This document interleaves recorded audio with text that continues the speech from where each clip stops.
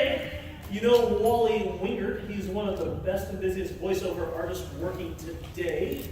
His resume is way too long to go over now, but some of the highlights include being Jay Leno's announcer for the last 40 years of The Tonight Show, Almighty Tallest Red on Invader Zim, soon to return, yay.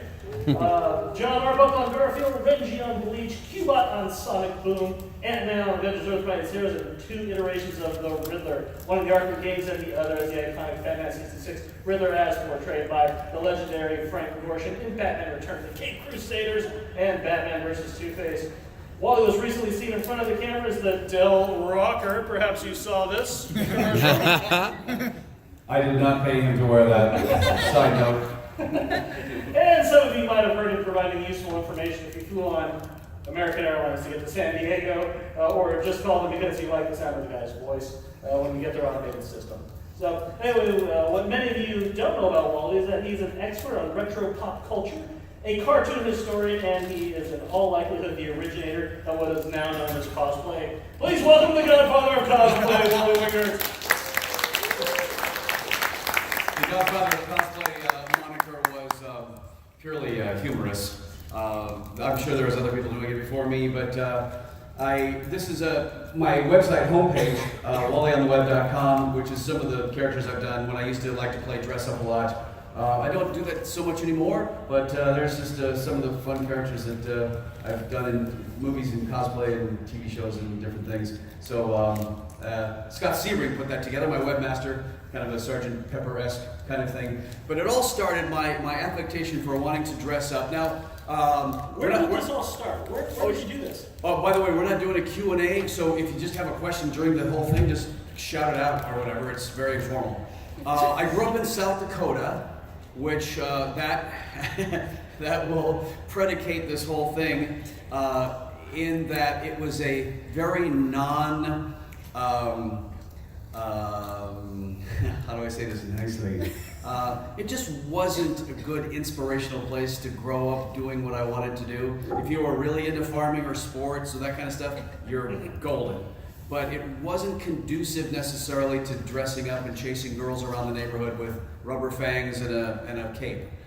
They thought I was very odd, but I loved vampires and Barnabas Collins and that kind of thing. This is one of the things that I did. So I grew up in South Dakota, but by the age of 4, this is 1966, January 12, 1966, a show came on television called Batman, and I wanted to be him. That's all I wanted to be because he was everything I wanted to be. So if you go to the first slide there, you'll see my very first Batman costume. That was me as Batman. In my little imagination, I took my dad's army cap, turned it sideways, those were my bat ears. I had a bath towel pinned around my neck with my dad's work gloves. I had my pants tucked into my boots. If you go to the next one, you'll see that it got a little more deluxe in that, oh, it's very small. How old were you there? Well, I was still 4 years old. Why is that so small? A couple of because you're 4 years old. Yeah, oh, yeah.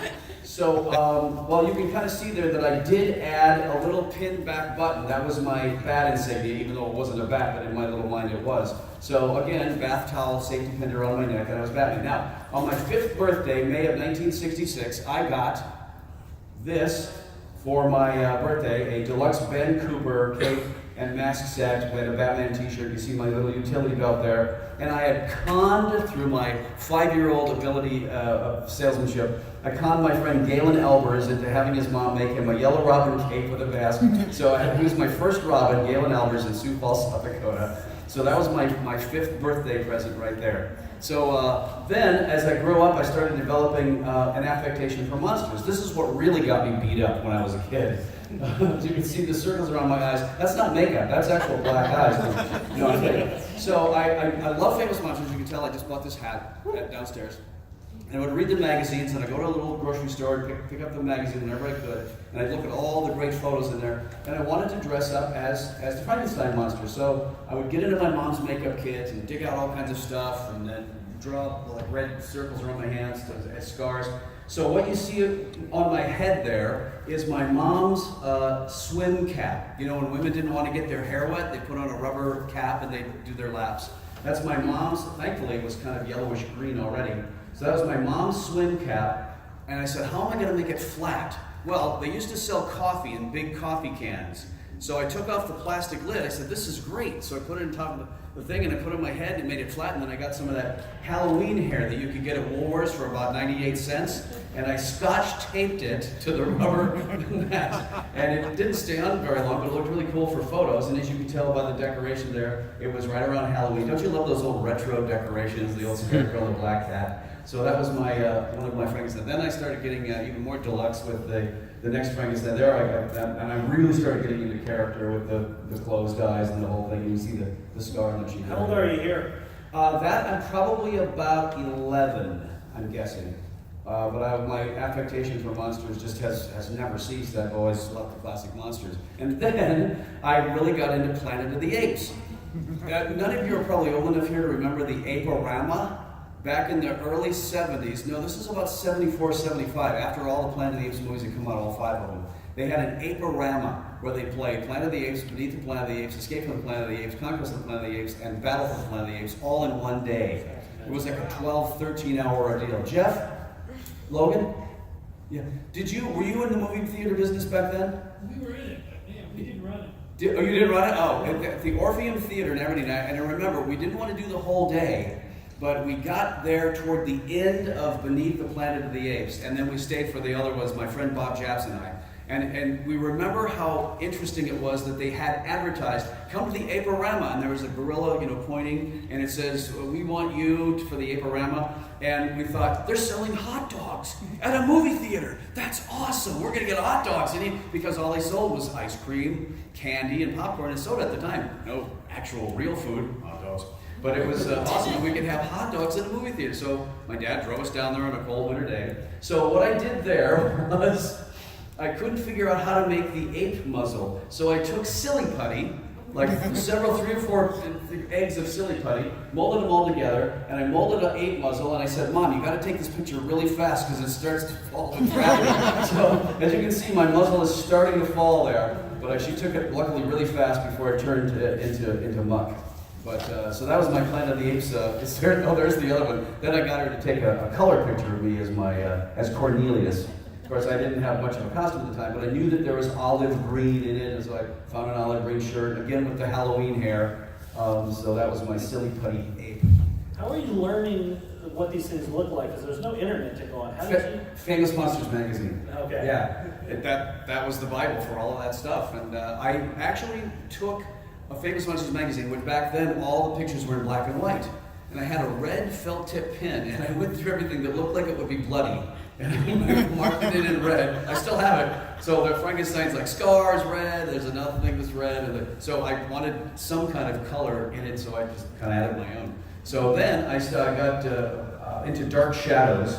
So I combed my hair into Barnabas bangs. And do you remember the Dark Shadows board game that had the rubber fangs that came with it? Of course, the entire family would, here, now you try. So we didn't care, But it was, so I found that ring, the Barnabas ring. I couldn't believe it. It was like 99 cents at Kmart, but it looked like a Barnabas ring. Well, that was my Barnabas Collins that I did back then. So then, got into Star Trek quite heavily. There's my Captain Kirk, where I took a yellow, just off the rack, long sleeve shirt. I found some gold rick-rack. You know what that is? At the local Woolworths or whatever. I had my mom stitch that on. Lincoln Enterprises. Any Star Trek fans remember Lincoln Enterprises? Yeah, they would sell the insignias, and they had keychain viewers and all kinds of stuff. And I looked at that catalog. It's like, oh my gosh, $1.25. How am I going to get that? How did you get that? Well, I had a paper route, and that kind of helped a little bit. As you can tell, I was very, very chubby. The paper route, however, did slim me down as I got a little older, as you will see. But my Grandpa Joe helped me make the communicator and the phaser in his wood shop. So at first I was looking at an Elmer's glue bottle. You know the tip of the Elmer's glue bottle? I'm like, this looks like the tip of a phaser. How could I get this on a phaser? Because it looks like painted silver. So anyway, as you can see, I'm so into detail at the time. Do you see the little curl the little Captain Kirk, remember that piece of hair that would always hang in his face? I had to have that. I had to have it. And on the days, what's that? Do you still have the phaser and the gun? I have the communicator. I don't have the phaser anymore. It's just weird. It's kind of beat up, but yeah, it's a nice memento of my grandfather. So, but we were going to do a photo shoot with my friend Chris as Spock and Kirk, and on the off chance that particular day my hair wouldn't do the curl, I had taken some fake fur and that was dark brown and trimmed it and said, here's my fake Kirk curl. I'm going to stick it in there for the photo just in case my hair won't do that. So my hair started getting really, really curly. It was just getting unmanageable, so I wasn't able to do that anymore. But here's the color photo of me with the entire ensemble. Yeah. That really got me beat up. Yeah, back then you didn't want to really wear that stuff in public too much.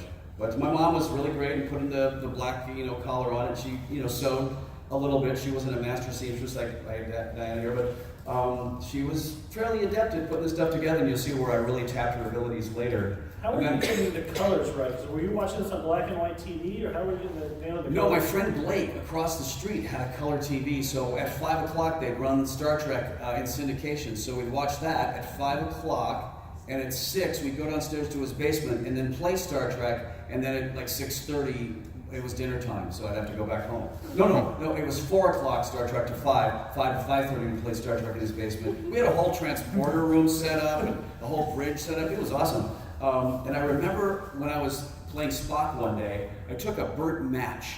You know how you light a match and you take the head off, and then I was drawing my eyebrows, and I'm Star Trek, and I couldn't find pointed ears to save my soul, so I'm cutting them out of cardboard, taping them on because we thought we looked cool. But then I went home for dinner, not knowing that we had dinner guests, and walking in like Spock with matchstick on my, completely embarrassing my parents, but God bless them, they stayed with me pretty well. Then on Saturday night in 1974. Jeff, do you remember KABY TV in Aberdeen? Oh, yeah. Yeah. Remember they ran Laurel and Hardy Theater? Yeah. Yeah. They would run an hour and a half every Saturday night, starting at 10:30 after the news. From 10:30 to midnight, Laurel and Hardy Theater. I got really into Laurel and Hardy. Now that's Photoshop. That's me as Stan and Ollie, trying to match, of course, the period costumes. Starting to cover up my pimples there with some Clearasil that you can see. But I loved Laurel and Hardy Theater, and learned all their routines, and that's when I really finally started to learn voices, because I would start to learn how to do Stan. Hello, Ollie. Hello, Stanley. Why weren't you at the party last night? I couldn't make it. I was bitten by a dog. You what? A dog bit me. I can't hear you spell it. A dog bit me. B-I-T-me, bit me. So I would learn all their routines and then perform them actually at youth camp for our churches. Our church's youth camp. So it was a lot of fun. But again, I'm now starting to develop. And then my dad brought a tape recorder home right around this time. And that really got me into learning voices and starting to try and sound like Laurel and Hardy, try and sound like Captain Kirk. So I'm trying to learn stuff. So now I'm starting to put the costumes together with the voices. Is becoming more than just kind of goofing around, dressing up, and daring the bullies to kill me. So then, after that, then we have, then I was going to tell you, the Laurel and Hardy Theater was on for about a year and a half, and soon gave way. One night they didn't have Laurel and Hardy Theater on. I was like, what's wrong? Why isn't Laurel and Hardy on? Oh, there's this new show called Saturday Night Live that's on NBC now. I'm like, what is this Friday? I don't want to watch that. I want Laurel and Hardy Theater. And then, of course, I became a big fan of Saturday Night Live later. But that was the end of my Laurel and Hardy. But as I got into adolescence, there was this really cool TV show that came on called Starsky and Hutch. And I had a blonde friend named Steve Hatt, still do, he's a great friend. And we wanted to walk, talk, look, act, dress like Starsky and Hutch. So there we are. We have the windbreaker, and I couldn't find that darn sweater to save my soul, because I really, really wanted the sweater. And then here we are. We conned my friend Barry into taking pictures of us because we thought we were really cool. Now you notice the shoes, the Starsky shoes. Those weren't real Adidas. They were the knockoff J.C. Penney's that you could get for $10. Because I never did get the. I have the real Adidas now, but they were $300 on eBay. But at the time, the J.C. Penney knockoffs were the best I could do. And then we have, there's another shot of me and Steve. First, my hair is really, kind of out of control. And then I finally found something that I thought was close enough to the actual Starsky sweater. As you can see, there's my room, there's my Starsky and Hutch poster, which back then you couldn't just buy a Starsky and Hutch poster. I had to have that made. So there was a thing, an ad in the back of one of those magazines, you know, like Reader's Digest, and have any picture, roll up into a poster. So I had my dog, Ralph, made into a poster, and then I had a Starsky and Hutch picture. I had written them a fan letter, and they sent me a little postcard, and I sent the postcard in, and they blew that up, you know, back before copyright issues. Yeah. Oh yeah, sure, we'll do anything. So there's Ralph on my left, and then on the right, but you see the blue work shirt with the T-shirt and trying to look exactly like Starsky. I was nuts, like I said, but it was starting to be kind of more than just a kind of a hobby. I'm like, I kind of like this dressing up, kind of being other people kind of thing. So then it developed way into that. Then, speaking of Saturday Night Live, I started becoming obsessed with a comedian named Andy Kaufman, and somebody had said, hey, you look like that Andy Kaufman guy on TV. I'm like, oh yeah. So I started watching a couple of his routines on TV. So this is my mom darkening my, what passed for sideburns at the age of 16, so I could do Andy Kaufman at the talent show in our high school. Thank you very much. I want to do for you some imitations. John Wayne. Hey, Pilgrim, you better watch out or you're going to be dead where you sit. Move him up. Thank you very much.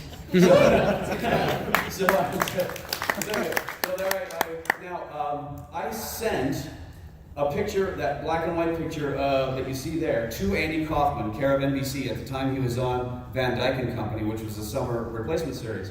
And I actually got a very, very nice letter back from him. But then as I start doing more Andy Kaufman, I now start performing outside of talent shows because like, oh, he does this Andy Kaufman. That picture on the right is from a very blizzardy Thanksgiving morning in Sioux Falls, South Dakota, where I'm performing for the Optimist Club. There's a club called the Optimists.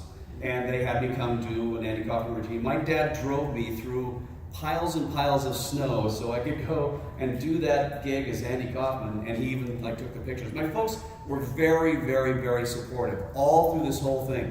They didn't put me in therapy, they didn't, which maybe they should have, but they didn't complain, they didn't say, I'm gonna throw all your comics and monster magazines away, you play sports, or you do this, like we said. They're like, okay, well that's kind of cool. I mean, even if I wanted to take my little Mego action figures and pretend I was a giant that was crushing the city and I was gonna beat up Spider-Man, my dad was there with his camera taking pictures, and I was, you know, creating these little shows. How long do you think you were up on stage for that? Oh, that was probably 20 minutes. Wow, so Yeah, it's a good length of time though. Well, oh yeah. Well, I was doing all of Andy's stuff, you know, that I could think of. He had a whole thing where he would take a Dick and Jane book, you know, like a See Dick, Run Dick, and it was hilarious.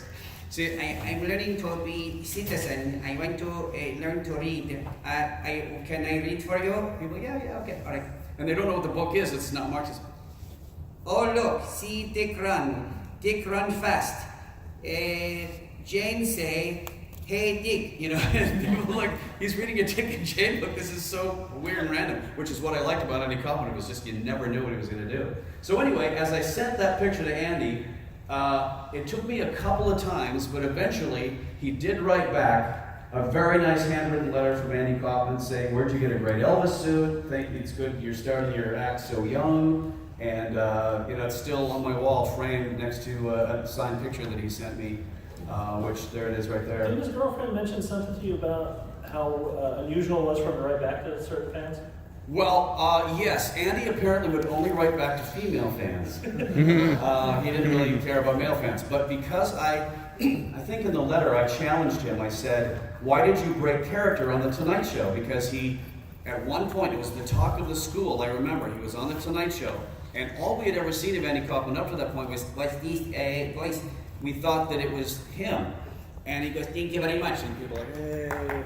And then he goes, ladies and gentlemen, this is my real voice. Really, I'm only fooling. Thank you. And we're like, oh my God, he has a real voice.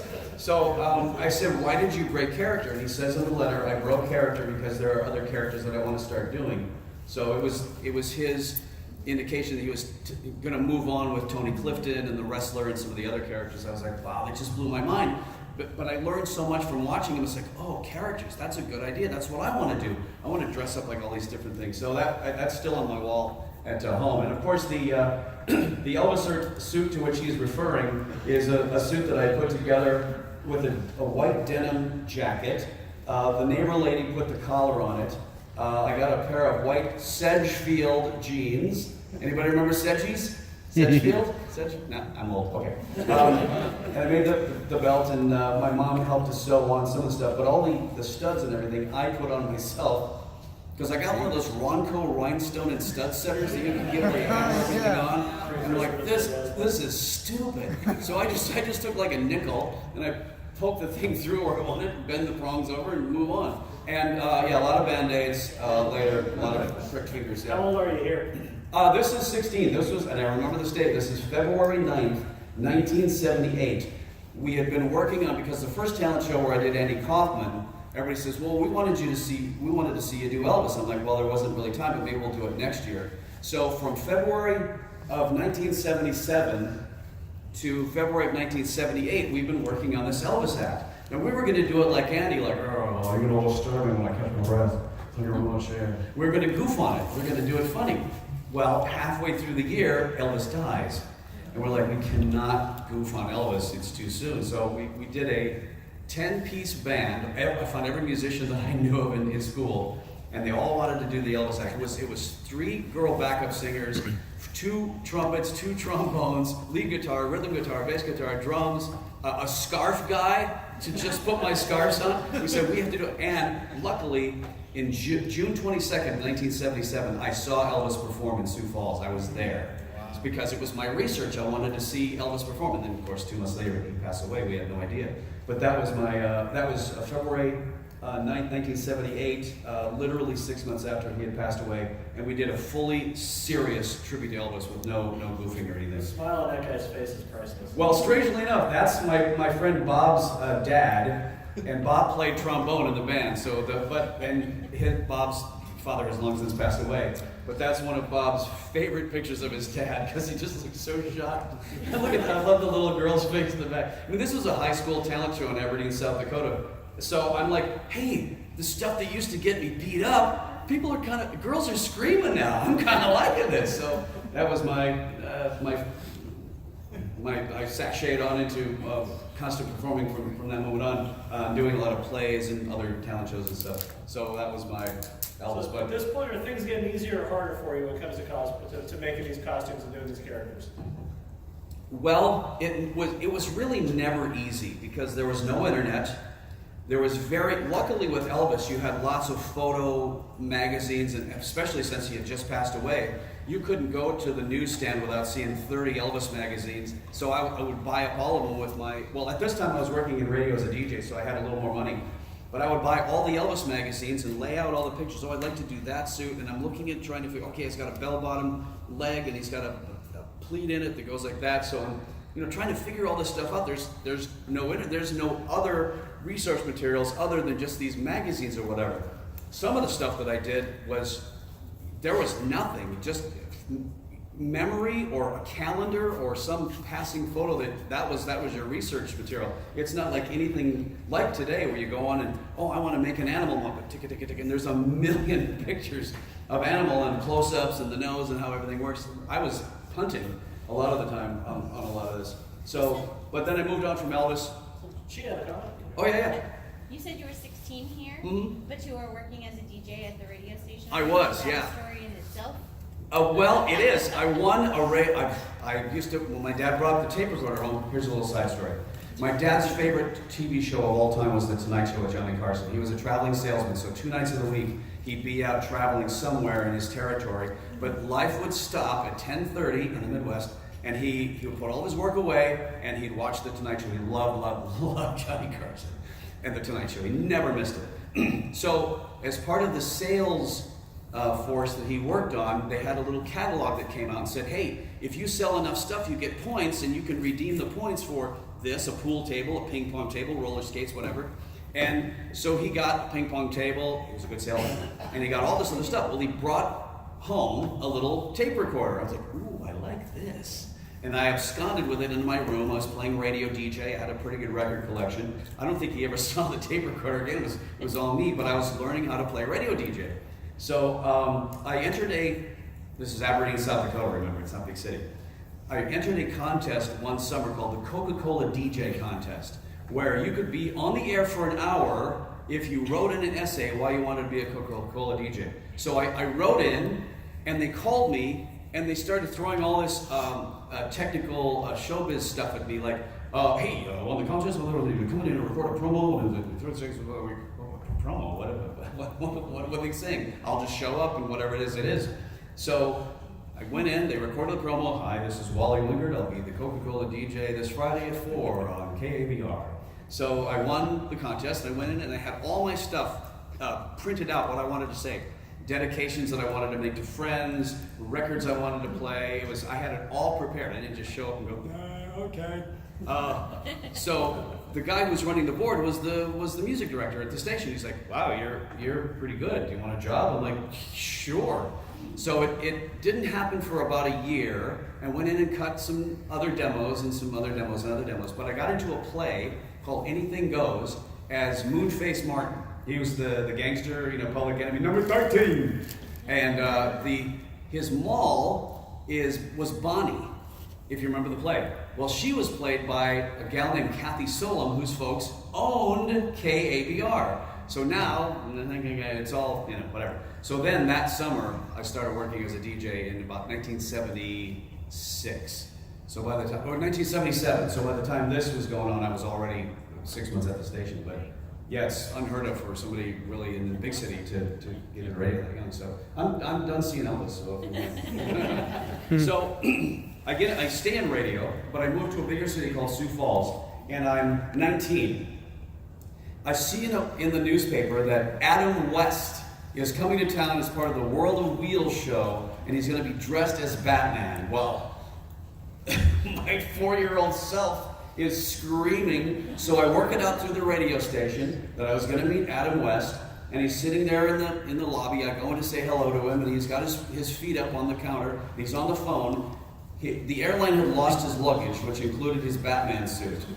Oh, but he always carried on the cowl because it was very valuable. So it's Friday night. So I'm looking at the back of his head, and I hear that voice, and he's talking to the airline trying to find his luggage.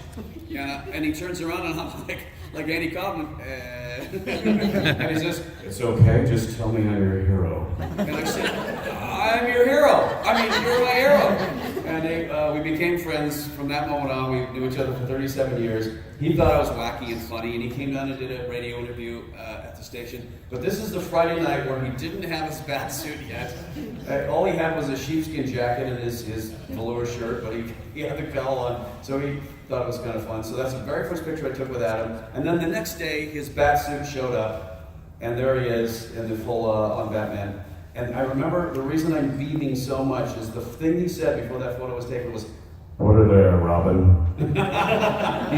Which I thought was really cool. So then I'm studying his suit, and I saw something backstage talking to him that I've never seen on the show, and you'll appreciate this. You never saw Batman on the show remove his cowl. But Adam, went backstage, and we were having a break. I was doing another interview with him, and he takes the cape off, and he hangs it up. That I've seen nothing. And then he turns around and takes the cowl off, and I'm like, it's like I had just seen that Santa Claus was my dad. I was like shocked. Where's his hair is all, from the cowl. And of course, which is why you probably never saw it on the show, because it didn't look pretty. But I said, I'm looking at the cowl, I'm looking at the utility belt, I'm like, I'd like to make one of these. I wonder if I could make one of these.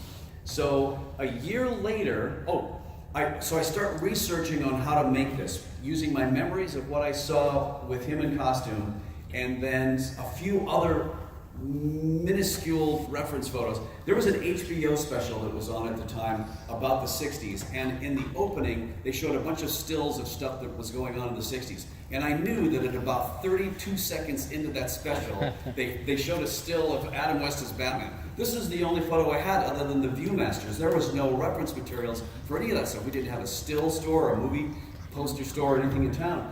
So I had my 35mm camera. I was pretty adept at photography, and I was waiting for that moment. I'd focused on the screen, and I think you can even see the reflection of the lamp. Did you remove it? Oh, no, you can see it. Yeah, you can see the reflection of the lamp in my living room, like in the corner there. But that was basically what I used for reference photo for my Batman costume, that and the Viewmaster. But the Viewmaster was very difficult because you'd have to get a piece of paper and a pencil, and you go,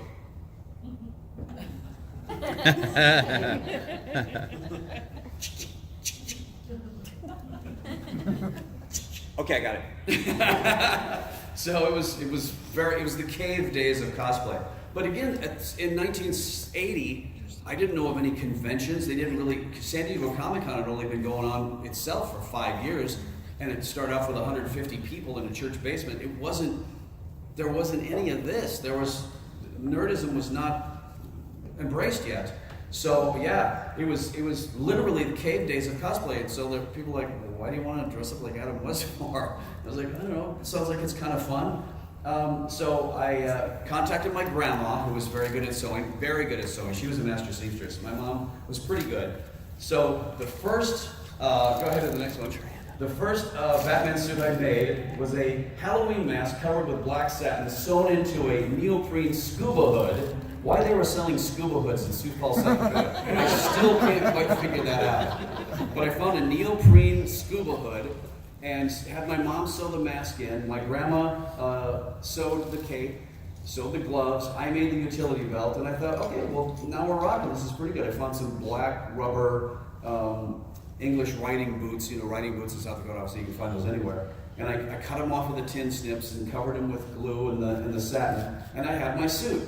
Well, in 1981, a year after I met Adam West, the World of Wheels was coming back to Sioux Falls as it did every March. But Adam West wasn't there this year, however, the Batmobile was. So I show up in the suit, and the place goes crazy.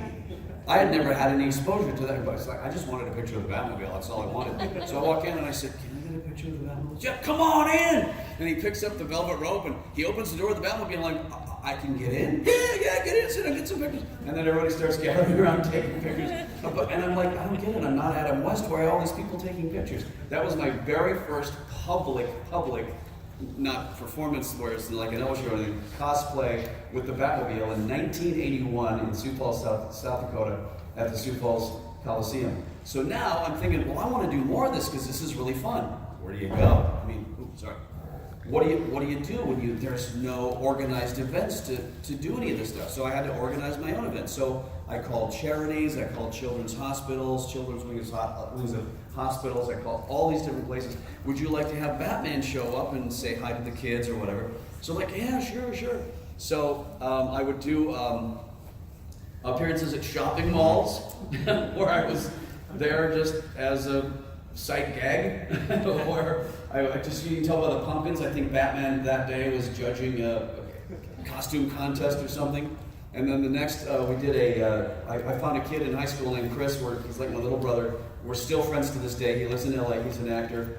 And he got a Robin suit, again, much like Galen Elvers. Remember little Galen in Sioux Falls? I conned this guy into getting his mom talked into making it a Robin suit. So, and he had the youthful energy of Burt Ward, and it was like, this is great. So that's my friend Warren in the middle. He was the MC of a United Cerebral Palsy telethon.